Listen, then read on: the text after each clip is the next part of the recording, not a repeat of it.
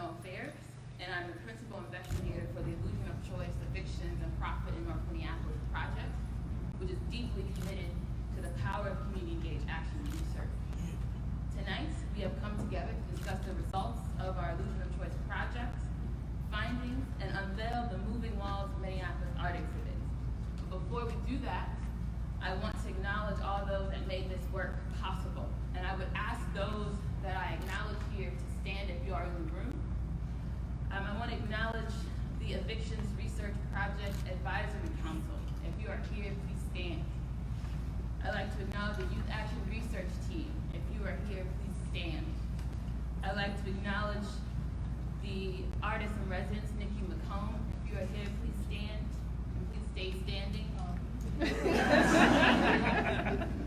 Kira, staff members that help make this possible, Jonathan Miller, Katie Hare, my research team members, Thalya, Giselle, Carolyn, Gabriela, Molly, etc.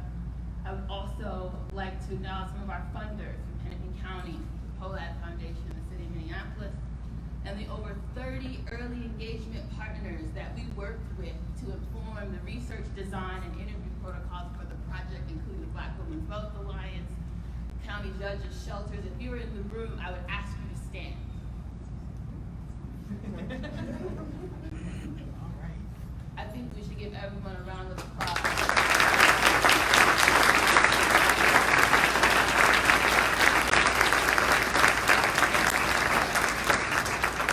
You can be seated. All right. So single Black mothers face the highest risk of eviction in the United States. And in Hennepin County, close to 50% of all eviction filings take place in two zip codes, 55411 and 55412, despite the fact that in those zip codes they only contain just 8% of all rental housing in the entire city. North Minneapolis is a community manufactured to contain undesirable populations through housing discrimination, decades of urban disinvestment, unfair lending practices, and disproportionate evictions. The situation has become further exacerbated by the rise of distressed property investment. Single Black women with children living below the poverty line lead more than 60% of the Black households in North Minneapolis. As a result, 67% of residents are in some kind of county and federal government assistance, living one financial crisis away from losing their home. An eviction, also known as an unlawful detainer, often elicits the vision of a sheriff knocking on a family's door with a writ of eviction, and a group of workers removing and placing a family's belongings on the curb. In its narrowest form, an eviction can be described as the forced removal from someone's home, and in reality, evictions in the United States are much more complex than that. The threat of eviction filing or repeated eviction filings have become tools in the landlord-tenant power dynamic, even when they do not result in a tenant actually vacating the home. In fact, only 22%, 15 of the tenants interviewed in our project had a writ of removal issued, meaning the sheriff actually came and forcibly removed them from the home. A more holistic definition of an eviction includes the notion of any involuntary move that is a consequence of a landlord-generated change or threat of change in the conditions of occupancy of a housing unit. Black women like Anne Petrie, the first Black female novelist to sell 1 million copies of the book The Street in 1946, have been producing knowledge about the exploitative realities of urban America for decades. Yet it was not until Dr. Desmond wrote the book Evicted, which followed the lives of 2 landlords and 8 families experiencing evictions in Milwaukee, Wisconsin in 2016, that policymakers across the nation began to pay attention to the issue.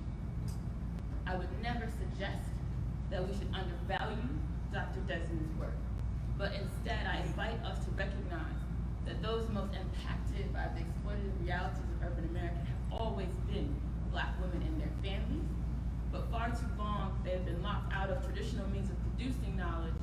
Rather, it just means we often don't recognize those most impacted as the experts on their own reality.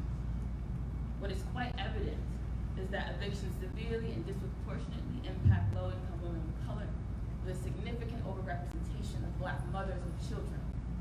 During a Hennepin County exit interview with those making their first housing court appearance, found that 67% of the people surveyed identified as Black or African American, and 61% were women. CURA's Illusion of Choice project interviewed 68 tenants, 62% of whom were Black women. Driven by community feedback, the Illusion of Choice project aims to answer the question of why and how evictions are taking place from the perspectives of tenants and landlords themselves. Illuminating the why and how aims to help local policymakers, advocates, and the most impacted to gain a clear understanding of housing composition and stability over time, to help better inform the development of targeted interventions, needs, and policy prescriptions, and to gather data to better inform the ways that the city and the state can work with landlords as partners in community building. Researchers like myself, committed to community engaged action research, must fundamentally believe that the communities we work with are the experts of their own realities. This is particularly important for tenants, most of whom were low-income Black women who are navigating the realities of housing instability every day, and landlords who are in a unique position to aid or disrupt the unequal power dynamics within a society that differentially values the voices of owners versus renters. This report helps us to confront and make sense of the tensions and the possibilities as we accept the reality that tenants are seeking a home for themselves and their families, and these homes also represent investment properties for private landlords specifically. Housing is an anchor to stability. We are living in a time where wages are stagnant, the cost of living is rising, and the disparity between the rich and poor is historically unprecedented. As a result, the demand for affordable housing has skyrocketed while the number of affordable units has declined. All people should have full and equal access to the housing market in which they can choose where they live. We believe it's an imperative that we center the voices of those most impacted by our history of discriminatory housing practices, because they are the experts in housing justice in this country. My team and I utilize a community-engaged action research model that uses research to do the following: build community power, assist local grassroots campaigns and local power brokers in reframing the dominant narrative, and producing community-centered public policy solutions that are winnable. This model relies heavily on building reciprocal relationships across sectors that embrace an open process, where the collective develops a shared understanding for the purpose of creating robust and holistic data for more effective policy solutions and stronger community action. Our model embraces a racial equity framework that asserts that we must A, look for solutions that address systemic inequities, work collaboratively with affected communities, and add solutions that are commensurate with the causes of inequality. So the Illusion of Choice project itself, CURA and its community partners co-produced an in-depth research method that included 100 community stakeholder interviews, 68 tenants and 32 landlords in the 55411 and 55412 zip code. To my right here is one of the boards that we would take with us when we would go to housing courts, the shelters, food shows, etc. In our process to identify tenants. In these in-depth interviews, we conducted interviews with those that either have experience in eviction filing or had actually filed an eviction within the last 3 years. In conjunction with a number of other supportive actionable research strategies and tools, the project not only created primary source data on eviction, but also used that data as a tool of action to inform, influence, and transform public policy discussions and action across the state of Minnesota in real time. And I can't wait to get to the part where I tell you what's come out of that amazing work. So of the 32 landlords that we interviewed, 53% were white males, 17 out of 32. 19%, 6 out of the 32, either worked for organizations or personally listed on the Minneapolis Innovation Team's report as a frequent filer. And finally, 16%, 5 out of 32, of the landlords actually resided in the 55411 or 55412 zip codes, with 84% residing elsewhere outside the zip code. And these charts are in the executive summary, so if you want to look deeper into that, feel free. Of the 68 tenants we interviewed, the largest percentage of participants self-identified as Black or African American females at 62%, which is 42 out of the 68. The average age of respondents was 44 years old, and in total, 13% reported that they did not complete high school, 37% reported they had a high school diploma or GED, 44% reported some college, 4% had a bachelor's degree, and 1 of the folks interviewed had a doctorate. Finally, 28% reported receiving either public housing or Section 8 subsidy.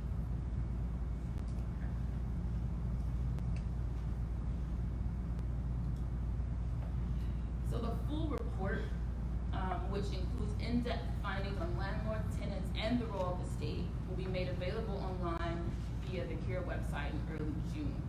You have received the abridged version of a report that's over 100 pages.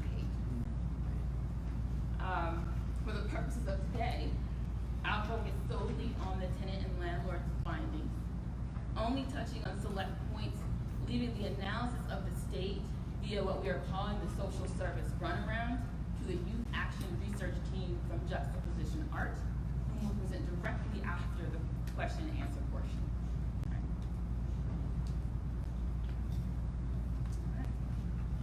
So in the landlord section of the report, we've broken it down into 3 major themes: motivations for becoming a landlord, assessing risk and mitigating loss, and the role of nonprofits or government-supported housing agencies.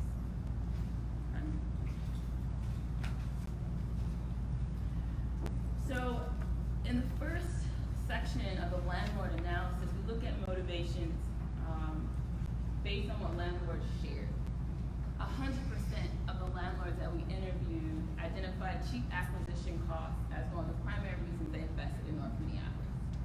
And this particular landlord states, I quote, "I looked at it and I said, okay, from a purely rational financial standpoint, if I was to buy a property like I bought a duplex in Burnsville, where I could get, at that time, first time I bought it was $885 a month, both sides.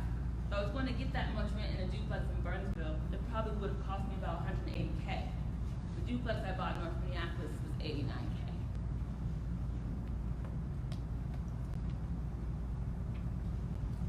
The second analysis that we made as it relates to motivations for becoming a landlord looked closely at the time in which landlords bought or purchased their homes. So nearly half of the landlords we interviewed became landlords in the past 10 years, and 1/3 became landlords during the housing crisis between 2007 and 2012. And this landlord states, "I chose it number 1 for the price. The cash flow is really good. It's because, unfortunately, it's not as desirable for the location. I think there's investors that won't even look up north. They wouldn't even consider it."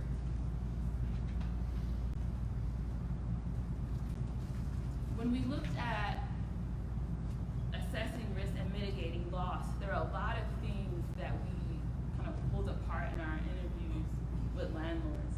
Both the tactics landlords used, but what informed their thinking around the tactics used.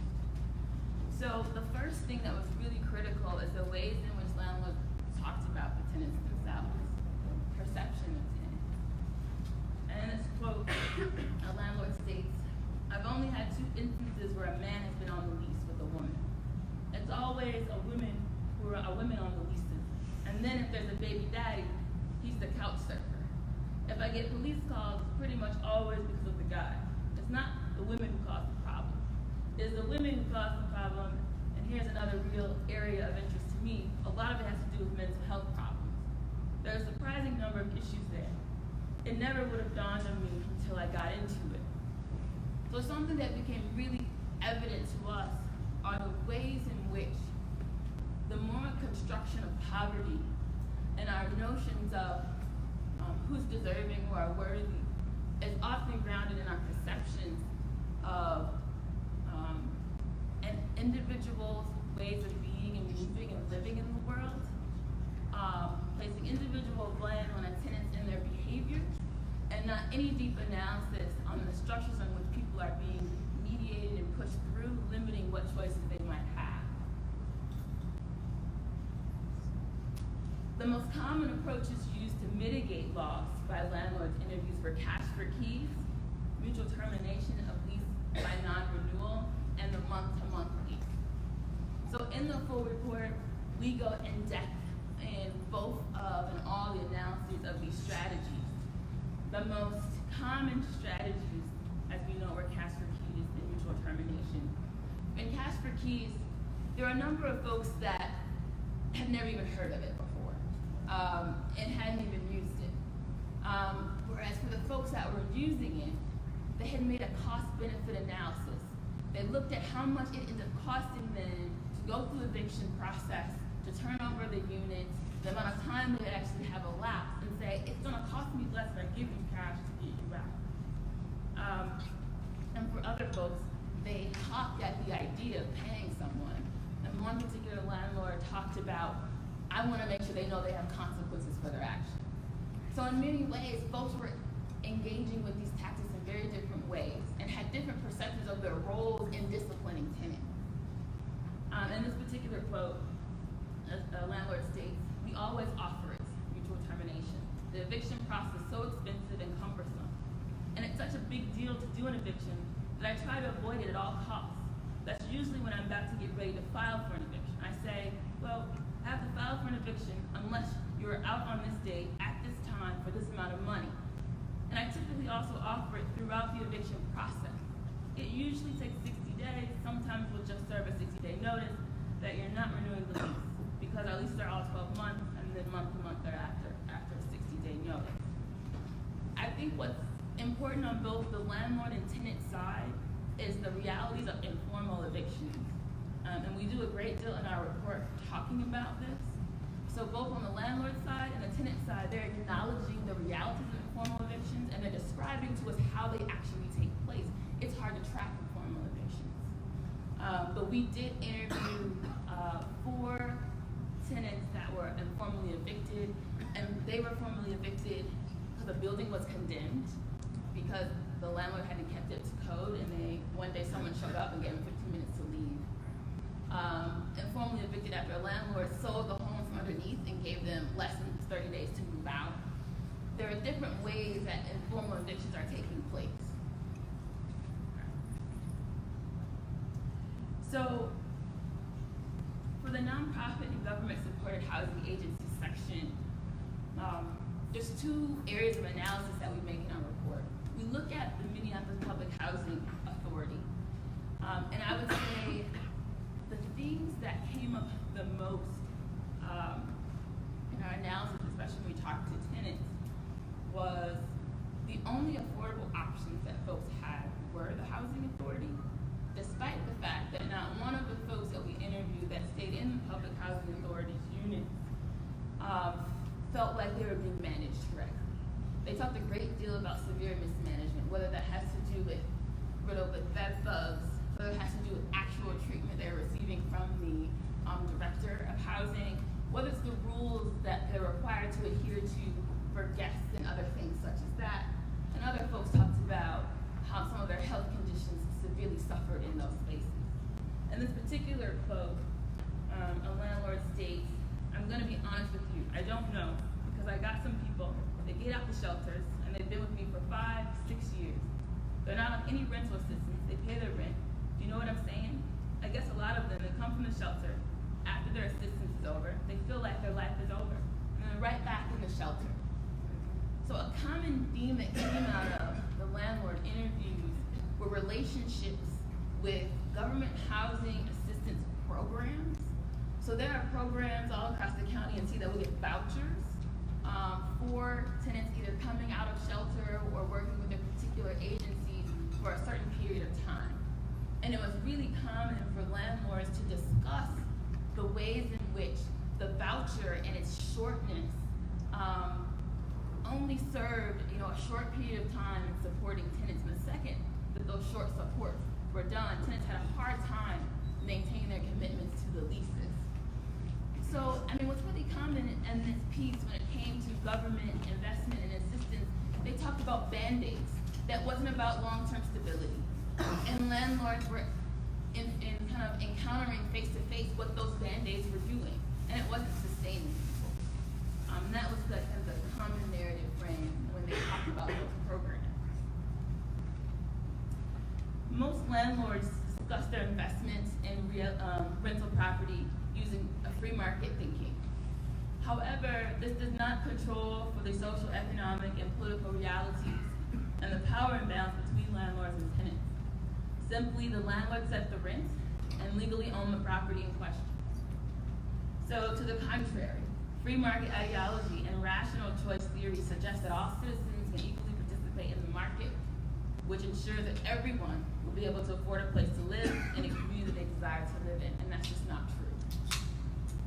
Across the landlord sample, a small group of seasoned investors, 11 out of the 32 landlords we interviewed, which is 34%, many of whom were licensed contractors. Yet a majority of the landlords did not have long careers in property management or investment, but simply, quote, fell into the work. 21 out of 32 landlords, 67% fell into the work. When describing their tenant screening processes, several landlords openly admitted a devastating learning curve. Many landlords said they were quite, quote unquote, sloppy in their initial screening process, stating that when the market was tough, they would take anyone, which would end up costing them time and money. Landlords typically describe their tenants using deficit-based language, including references to high rates of unemployment, domestic violence and intimate partner violence, driving while black, getting pregnant at a young age, grandmothers raising grandchildren, no boyfriends on the leases, majority of tenants being a majority single mothers, and drugs. These perceptions ensure that any transactional breakdown in the relationship is understood to emanate from those presumed deficits, informing their strategies for mitigating risk. On the tenant side, we broke down 5 different themes for tenants. The illusion of choice, living under a state of constant crisis decision-making, barriers to gaining access to safe, dignified, quality, affordable housing, the costs of the courts, interrogating non-payment of rent, the politics of landlord retaliation, and informal evictions. Only 4 out of 68 tenants that we interviewed selected the home that they were evicted from because they actually desired to live in the property and were not forced to choose a location because of homelessness or desperation. Only 4 of the 68 tenants that we interviewed selected the home that they were evicted from because they actually desired to live in the property and were not forced to choose a location because of homelessness or desperation. 39 declaratively stated it was not their first choice of housing. 29 stated the property they were evicted from was their first choice of housing, but then went on to explain that it was the only choice they had because they were homeless, they selected the property out of desperation, or they chose a property because no one would take their Section 8 voucher. And in this particular quote, a tenant stated, "I was having a hard time finding affordable housing. Me and my daughters have been searching for 2 months. I couldn't find it. It was getting scary. It was getting cold. So I knew I had to get in somewhere. So the first thing that came to me that looked presentable, I accepted. You get put in desperate situations where you have to take a place, even though you don't know nothing about it." 62% of tenants said that they face barriers to securing safe and affordable housing due to their identity or family structure. Of the 62%, the top two reasons tenants named for those barriers were their race or nationality or their criminal background history. In this particular quote, a tenant states, "People see that and they automatically label you, judge you. There are automatic disqualifiers for most of these places when you tell them, I'm looking for a place, and they say, do you have a criminal background? We do a criminal background check, and this and that, this. An unlawful detainer, and they're off the list, period. They're not trying to hear your particular situation, and if moving forward, because now I have a Section 8 voucher, so I can definitely afford rent, but no one wants to let me in the door in the first place. In this area of analysis, I would argue that the stories that tenants had about the impact that their both racial and gendered identity had played a bigger factor in our conversations. When you're interviewing tenants who describe their experiences seeking housing and saying they were treating me like, quote unquote, a dumb black girl, you are able to feel the ways in which the way you're spoken to, the way in which they're pushed through the process makes them feel demeaned. The ways in which black mothers talked about how landlords interacted with their black sons was extremely common. To the point where one tenant described a landlord showing up to her home when she wasn't there with a gun on his hip because he felt uncomfortable. These are the kind of stories that tenants would share in the interview.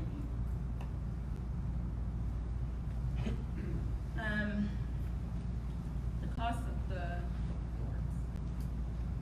In the Minneapolis Innovation Team's Evictions and Minneapolis report, it states that nearly 93% of the city's eviction filings were for non-payment of rent. Similarly, of the 68 tenants who were interviewed, 81% of their evictions were filed for non-payment of rent. However, CURA's research findings highlight a need to demystify what non-payment of rent really means from the perspective of those most impacted. From the perspectives of landlords, both nonprofit and for-profit, most stated that because they cannot get the support from local law enforcement to appear in housing court, particularly for lease violations, filing non-payment of rent becomes the easiest way to get rid of quote-unquote problem tenants. What is not captured in this analysis and the existing literature, however, are the ways that non-payment of rent is being used by many to disproportionately evade tenants' rights to be free from retaliation. 2 Minnesota laws protect tenants from retaliation by landlords. One applies when a landlord seeks to terminate a tenancy as a penalty for a tenant's attempt to enforce rights. The other bans retaliatory evictions under the Tenant Remedies Act.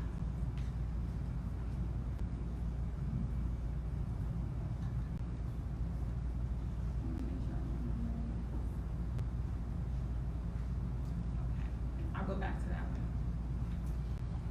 So in this quote, the tenant states, it's against the state law for him to withhold power. This is your building. And when I told him, the city said for you to come and put that power box upstairs, wire this building right.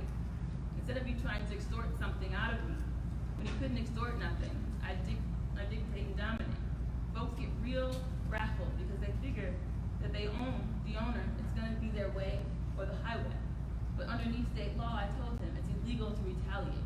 This is what he says. I'm just gonna sell the building. So there were a number of interviews that I have where tenants are setting up agreements with landlords about when they're gonna pay. So on paper, the rent's due on the 1st or 5th, or even the 10th. And as long as the tenant is playing the role that they're supposed to play, they're okay accepting rent after those dates. But it was extremely common when tenants start asking for repairs or needing things addressed, that then particular landlords begin to enforce what was on the lease because it was in their benefit. That was extremely, extremely common. I want to go back because I had moved forward.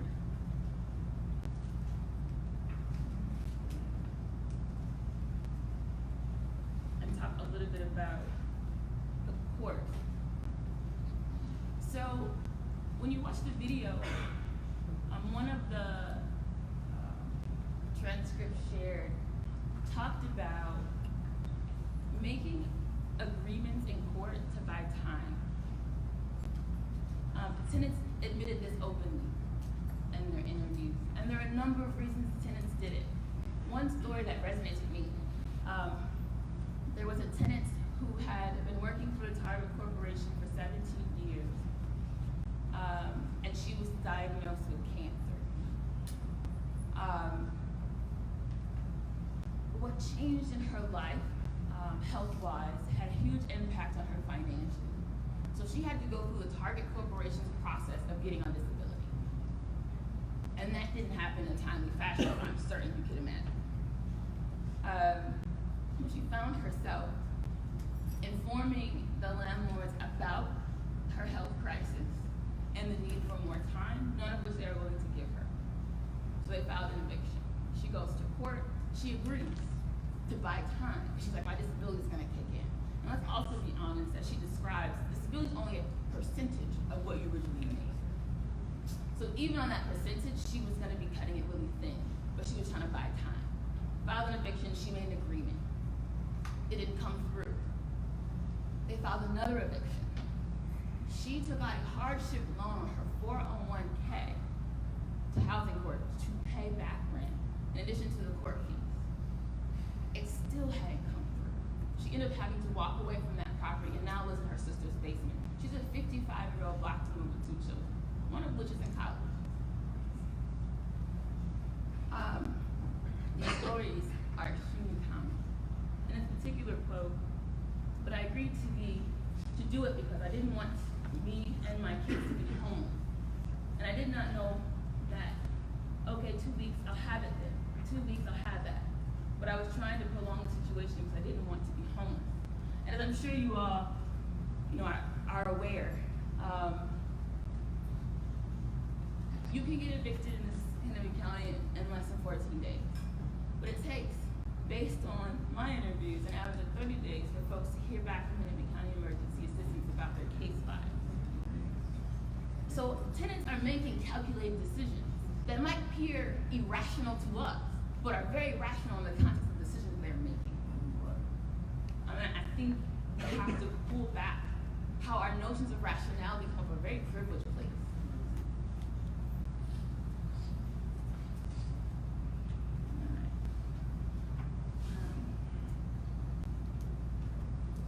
Informal eviction. As I mentioned prior, one of the gentlemen that I interviewed who was informally evicted was living in a small multiplex in North Minneapolis that was condemned.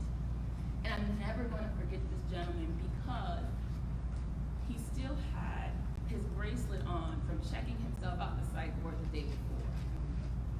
And this gentleman also was a former alcohol abuser. And he had lived in transitional housing, and he had got his first apartment. And he was so proud of that apartment. And the way in which he talked about that space, even in the conditions in which she was living, for someone to knock on the door of the city to come give him 15 minutes to grab whatever he could, give him a card, and send him on his way. I am so happy and honored that he had the wherewithal to check himself in and come to housing for where I met him. I can't say that is the case for everyone else. So in this gentleman states, the city inspectors, just told me to get my stuff. I got 15 minutes to get my stuff. Don't take everything. They gave me a card and told me I had to come back and get the rest of my stuff. I was feeling suicidal, and I told them. I called the crisis team, and I went to Hennepin County yesterday and stayed in the psych ward last night because I was feeling suicidal because this should have never happened to me.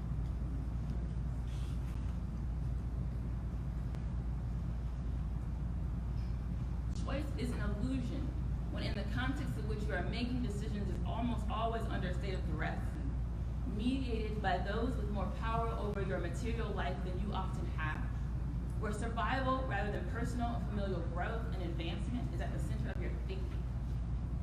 When tenants' basic physiological needs like food, shelter, water, and sleep are in constant state of flux, tenants are never able to escape survival mode.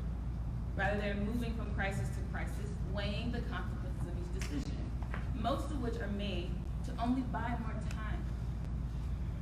Racial discrimination and/or criminal background were the top two items that tenants cited as barriers to accessing safe, quality, affordable housing. Evictions and homelessness are highly correlated. Approximately 41% of the tenants in this project, reported homelessness as a result of their eviction. The classification of non-payment of rent is a leading reported cause for eviction actions in housing court, yet the Illusion of Choice project aims to demystify what non-payment of rent really means from the perspective of those most impacted. What is not captured in previous analyses and the existing literature are the ways that non-payment of rent is being used by many to disproportionately evade tenant rights to be free from retaliation. Something else we found as we pulled back the realities of non-payment of rent and the anti-retaliation provision, that there were a number of cases that did not fit within the anti-retaliation provision. So for instance, I interviewed women who had been sexually pursued and are assaulted by their landlords.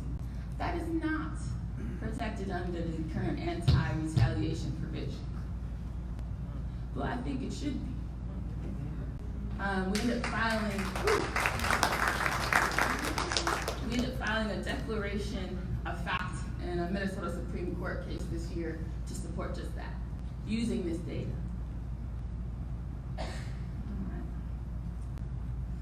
So a final step in evaluating the expertise and power of our project and the participants, who we see as co-producers of knowledge, was to ensure that the perspectives of those individuals and families who are directly impacted by evictions are centered in the report's policy recommendations to local government, housing practitioners, developers, and tenant advocates. So first, how did we do this? First, our team reviewed all interviews to analyze policy recommendations that arose from our tenant stories, the property managers, and landlords. Some provided them. Some were telling their stories and were providing them and didn't even know it. Meaning, we presume something about who has policy prescriptions or programmatic suggestions. Just talk to the people most impacted. They could be describing how a process is working and breaking apart, and they're making a suggestion they don't even know it. And we went back and we read and we reread to make sense of, so where did it fall apart for them, and what policy or program is a part of that process? Second, our team analyzed current policy proposals in Minnesota and nationally regarding evictions at the city, county, and state levels. We compiled all current policy recommendations being made at multiple levels. We invited folks in to present those to us. We asked questions, we pushed back. We needed to learn as well. And then, novel enough, we designed an assessment tool to gather the perspectives of the tenants and landlords that we interviewed. We went back to the 100 people we interviewed and asked them, what do you think? Are these policy prescriptions the one we should be investing in?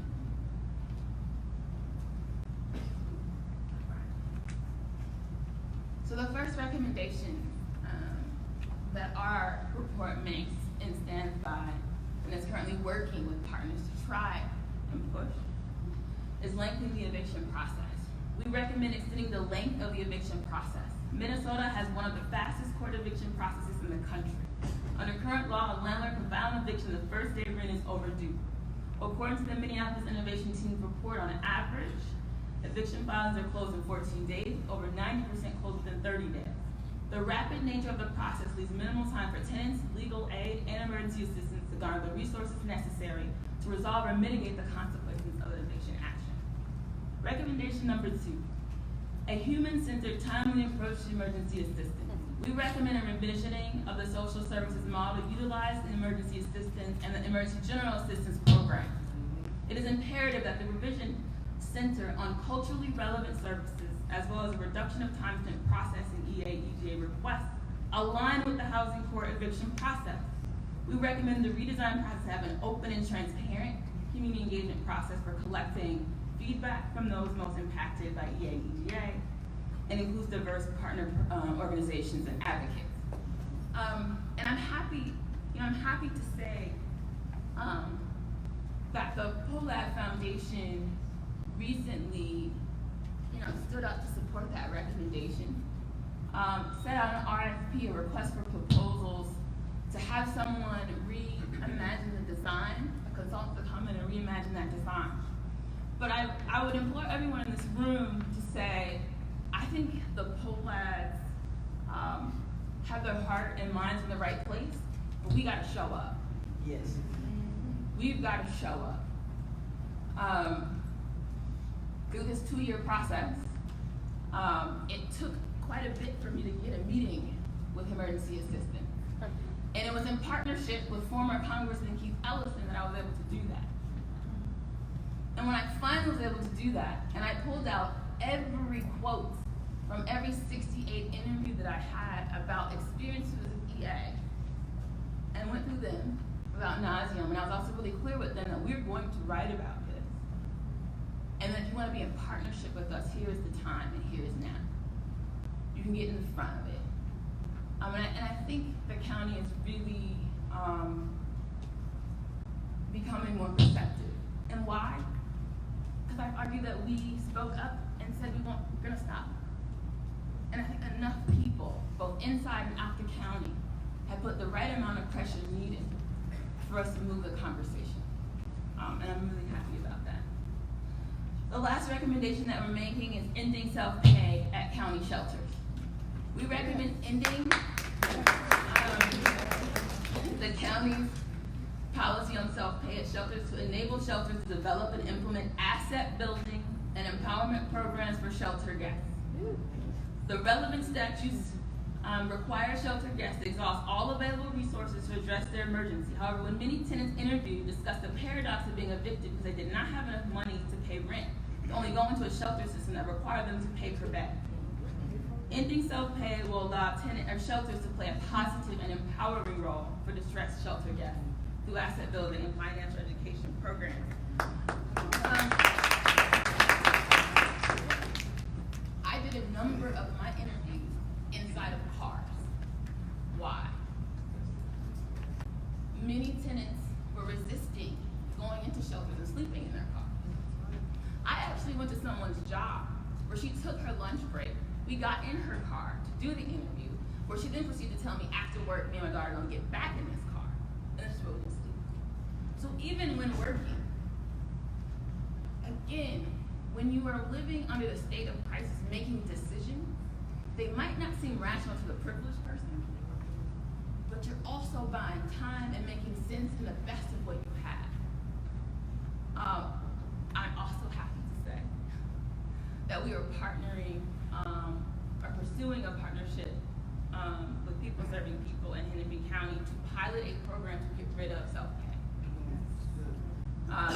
And the goal with that is to prove what it can do. And that for me is what actionable research is about. And I'm really happy to say that this data has been used in that way for the purpose of pushing us forward. Takeaways. The Illusion of Choice Project asserts that based on its data, the following is true. First, although landlords enter the housing market for a variety of reasons, all landlords interviewed cite the potential for investment and profits as their primary motivation. In our current political economic system, these motivations aren't surprising at all.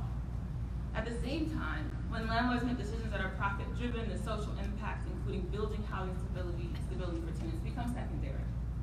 And this in turn provides zero incentive for landlords to avoid eviction filings. Landlords are in a unique position to aid or disrupt the unequal power dynamic within a society that differentially values the voice of owners versus renters. However, North Minneapolis as a community and the residents themselves have been plagued by a misguided theory of the culture of poverty and the innate deficiencies of the family system that continue to be reinforced for landlords who experience challenges with tenants. These experiences, informed by historical deficit-based rhetoric, frame landlords' assessment of risk based on their perceptions of tenants and guide their strategies for mitigating the potential for profit loss. Second, single Black females with children are at the highest risk for eviction in North Minneapolis. However, our report deepens and illuminates a more complex story, hidden and or ignored until recently. Safe and quality affordable housing is a basic human right and the anchor for stability for families, individuals, and future generations. Yet tenants who are living at the bottom of the social, economic, and political stratum of society are caught in a cyclical trap from which others with material privilege are benefiting. Choice is an illusion that is framed by limited and constrained options available to low-income tenants of color in North Minneapolis. Tenants report living in a constant state of crisis decision-making. And lastly, although I didn't have the time here to go deep into the role of the state, which our youth will do a little bit about, the city, county, and state processes create critical pain points in the tenant-landlord relationship, where a rise of inexperienced landlords, ineffective and untimely county processes, and fairly subjective city inspection code enforcement leaves many landlords not even wanting to engage in building open lines of communication and to affirming trust. There's an entire section in our report on city inspections. I did not have time here today to dive into that, but I encourage you to go online and look at that. I want to highlight a few of the impacts that this project has had in real time.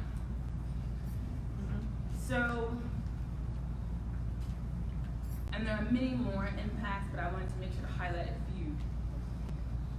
So we collaborated with the Juxta Art Youth Action Research Team as they explored the inequalities behind a differential social service system that tenants described as dehumanizing, and they created a simulation called the social service runaround. And literally what happened in our interviews, there were so many tenants who would cry at the time in talking about their experience with Hennepin County Emergency Assistance that we had to do something. But it was outside the scope of what we were trying to get at, but it didn't mean that we weren't gonna do something about it. So we reached out to Juxta on both a partnership, asked if they were interested in collaborating with us. I went and I taught them research skills, interview skills, I helped them connect with social service navigators at the county and churches and other services so they could do interviews to do their work. So we built that partnership for the intention of making sure we address the issue that was coming out of the interviews that we didn't anticipate. I'm really excited for them to present to you all here today. I partnered with Camo J to do a 3-part radio series on evictions. We brought in property managers. We brought in tenants, folks that willingly asked to be made public. Everyone in this report knows that they are made anonymous unless they so choose to be otherwise. And it was really powerful. It is online if you want to check out those radio shows. And what I mentioned prior, we were sought out by Dorsey and Whitney because of the research that we were doing to file a declaration of fact in a Minnesota Supreme Court case to assist with an anti-retaliation case. We're still waiting to hear the outcomes of that. But for me, that's research in action. That's what it's supposed to do. That's how it should move. If you're moving in that way, if you're allowing what the data is telling you in real time how you should move, that's when you're empowering folks, you're making the partnerships that matter. And then what's powerful about it is all this happened before the report was even published. As folks are getting access to the data and we're making it available to folks. I want to acknowledge our artists in residence. This is the first time that a large-scale project like here had an artist as a partner. It's really important to us that we think about the multiple ways that people can enter this conversation. That report online, practitioners, policymakers, maybe academics are going to download that. The 16-page executive summary probably used more than anything else. And that art exhibit is going to move our hearts and minds in ways that words just can't. So we're also going to try to be really intentional about the multiple mediums that we use to reach people. Next steps is something I am over the moon about. This project helps me and others visualize a new way of doing things. We created a new innovative partnership developed with the Black Women's Wealth Alliance. But beginning in June, we'll launch a pilot program that aims to promote positive economic, social, and health outcomes for women and children by strengthening the capacity of Black female caregivers through action research, empowerment training, and wealth building skills. We do believe deeply that the best way to help Black women is invest in their capacity to grow their own power.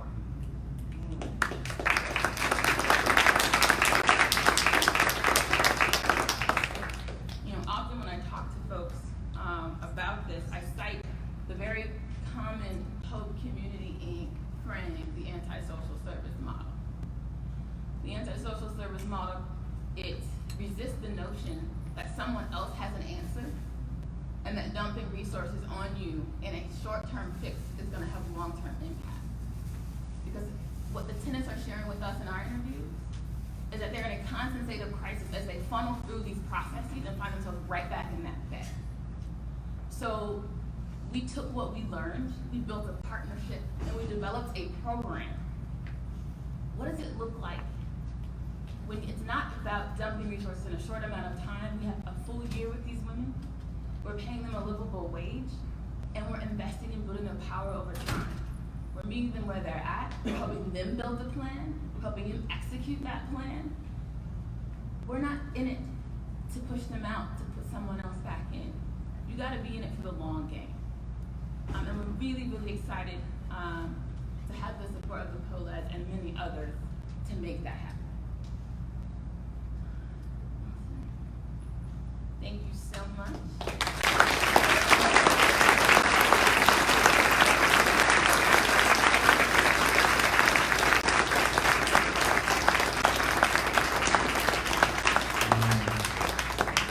Thank you, Dr. Lewis. And as is my general practice, I'm going to switch up what we talked about doing. Okay. So if you have questions, there's these blue cards. Grab one. Jennifer and Molly are out there collecting them, so make sure you throw up your questions. I'm going to start actually with one of my questions because I got the mic. And then weave into these ones. But I loved, well, I guess I didn't love, but it struck me a couple of ideas that you represent. One, the notion of rationality, the choice as an illusion, which is obviously the title of the project, and then the many different ways in which dehumanization played out in the research and in the relationships, be that between landlord-tenant or government agency and renter, et cetera, and how these narratives inform people's decisions and agendas. And one of them being, you also said this idea of deserving or undeserving. I think of a specific conversation I had with the landlord in North Minneapolis, who basically said, these people, quote, are deserving of their eviction. How do you unpack that through those false narratives, those false perceptions, the profit-driven motive? I mean, how did you, in your research, understand that sort of notion of deservingness?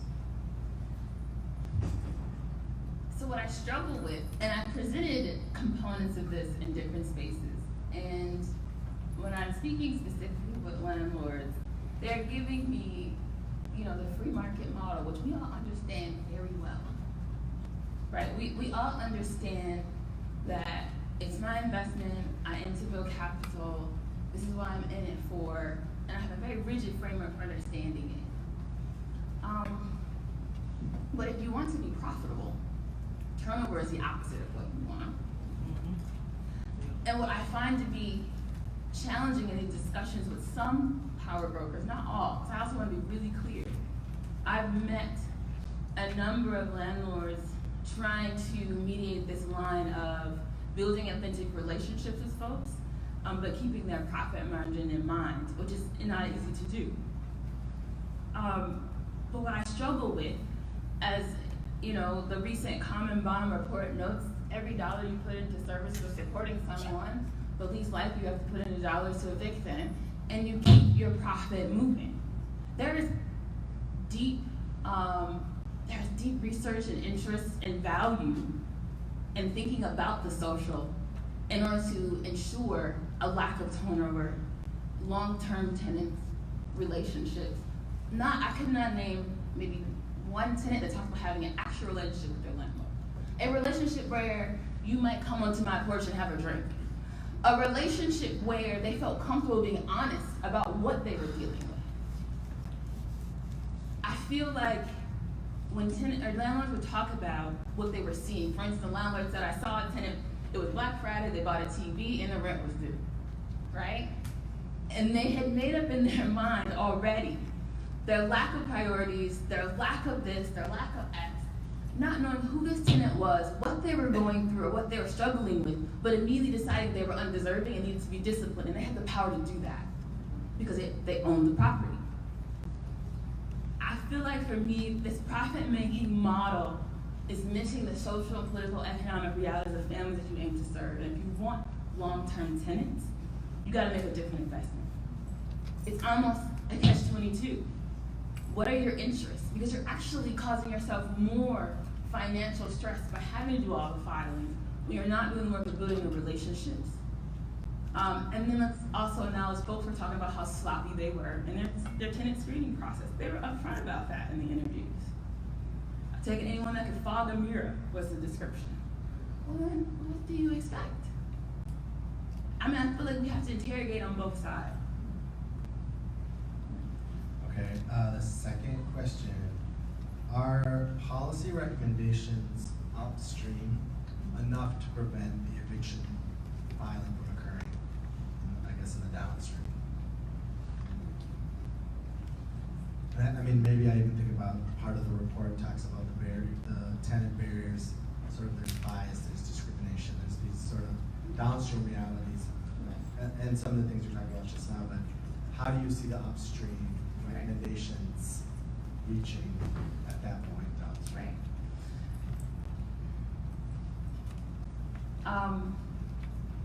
I remember having a conversation with a mentor of mine named Dr. Rose Brewer, and we don't always agree.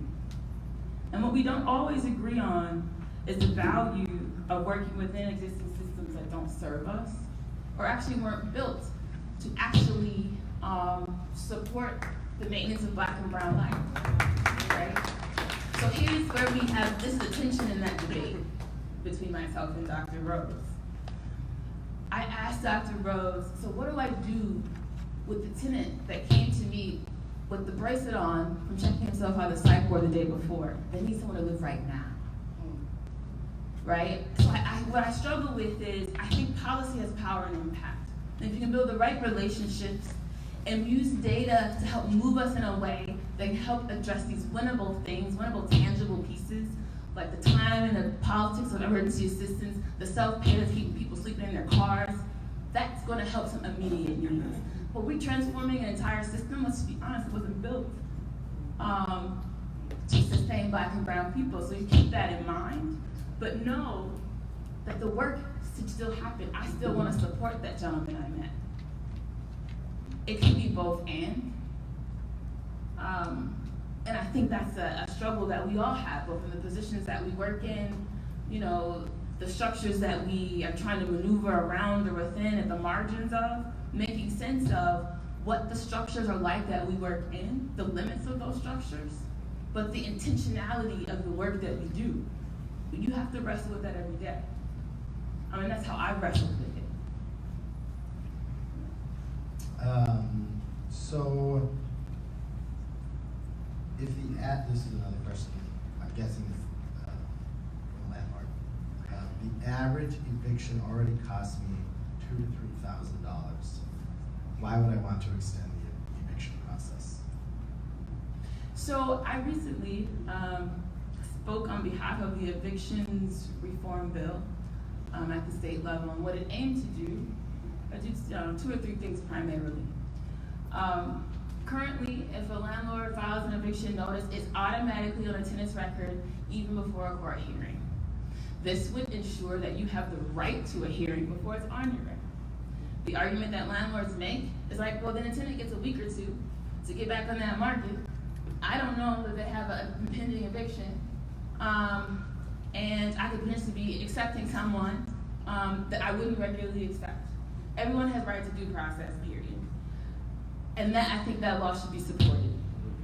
And everyone should have that right before something on their record.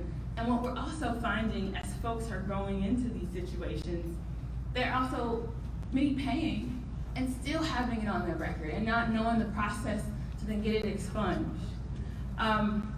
There is risk in investing your money in anything. Let's just be honest about that. Property, stock markets, whatever it is. And when you enter that risk, you understand that, right? And people are risks, whether in intimate partner relationships, housing, or otherwise. And if you're gonna embark on that risk, you have to be willing to take on what that means. So I support having equal rights for tenants. They shouldn't have an eviction filing on their record before a court hearing. They shouldn't have the eviction on their record for 7+ years. That law would change it down to 3 or 4. Why are we not giving tenants the same guarantees that we give homeowners? Well, because we live in an ownership society, right, that differentially values renters. We get that. And I think as an investor, you have to acknowledge that you are in a privileged position and you define the power differential. Okay, so I have a question about Hennepin County, but this first part is amazing, so I'm just say it out loud. Okay. Emergency assistance should be renamed Wait 28 Days.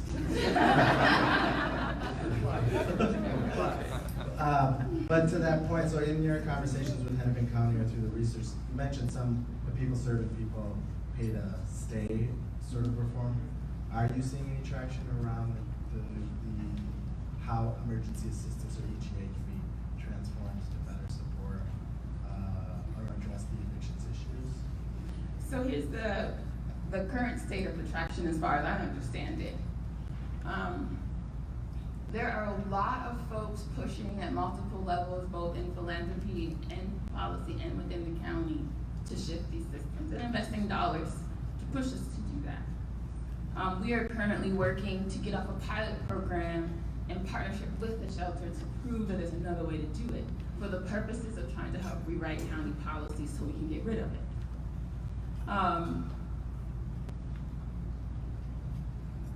I am committed to going through the process, and if you learn anything from me today, I'm going to be honest, and I'm going to call you out when I think you're not being authentic to the work that we're doing. And that's what you should expect from me, and I'm going to bring research and data to support that. I think that's what moves policy conversations. Let's just be quite honest. I think we all know that research has been a colonial project historically, meaning that usually folks most impacted aren't a part of developing the research questions that guide policy. This is why I'm so deeply committed to the community engaged action research model. And that's why what came out of this project was not of my making. It was what the tenants shared, it was what the landlords shared that guided where we moved, that guided the Juxta partnership, that guided us working with the Minnesota Supreme Court case. They moved us. We had an expertise and we moved it in the direction that those most impacted, who often aren't invited to the table, but are often the ones that we don't work with them, we do things to them. That's like our general practice. We invite them to the table, we ask them what they want. The advisory council, we did what I call shared meaning making, meaning we took all the data, we de-identified it, and we shared it with tenants and asked them what they thought. Novel idea. They shouldn't be happening in a vacuum. We should be sharing these things, and we should be learning from them. So the last question before we bring up the leaders from Juxta is, Kira also just recently released your research on gentrification. Mm-hmm. And so are there any intersections or interplay you're seeing between the gentrification research and the evictions research? 100%. If you have not looked at our gentrification report, it is online. The quick and dirty. We did a in-depth study on gentrification in partnership with the Equity in Place table, meaning that the Equity in Place table, full of a number of nonprofits, local neighborhood leaders, etc., were noticing things are happening to the folks that they were working with directly in the areas of housing instability, and they asked us to help them in the process of helping to reframe the narrative, right? Mostly because policymakers are saying, prove it. So when we entered the process, it was, okay, is it happening? How is it happening? And how are residents impacted by that happening? We looked at 5 cluster neighborhoods, and North was one of those areas. And what we found in these interviews with business owners, long-term residents, renters, and short-term owners, maybe that just moved in, there's a lot of shifting happening, where historic residents are questioning if development or things are happening to them or with them, or as a result of new people coming. Where even long-term white residents, who I found to be so fascinating, would talk about moving in the 80s and being the only white family, to then seeing white joggers and going like, what's happening? I found that to be extremely fascinating in this process. And then when folks, particularly renters, one of the property managers I interviewed stated, I became a property manager so that Black people could stay. There were only 2 property managers that I interviewed that said things like that. And it happened, it should be happened. They were Black women. They're the only 2 Black women landlords in the pool that said, I became a property manager to make sure we can stay. Because they saw something that was happening to the north side. They saw the politics of gentrification, and they were trying to do everything that they could. Their ethics behind their work was connected to both where they had been and their housing experiences themselves, and push them in ways that you didn't hear from any other landlord. So I would argue there's deep correlation between the politics of displacement, which is not always physical. It can be cultural, it can be economic, it can be social. With many of these tenants who have Section 8 vouchers are being pushed further and further out, right? Disconnected from their social networks, right? Networks of support, transportation, because mobility is a privilege. And they're feeling that in this era of gentrification pressures that are coming through. I think there's deep correlation.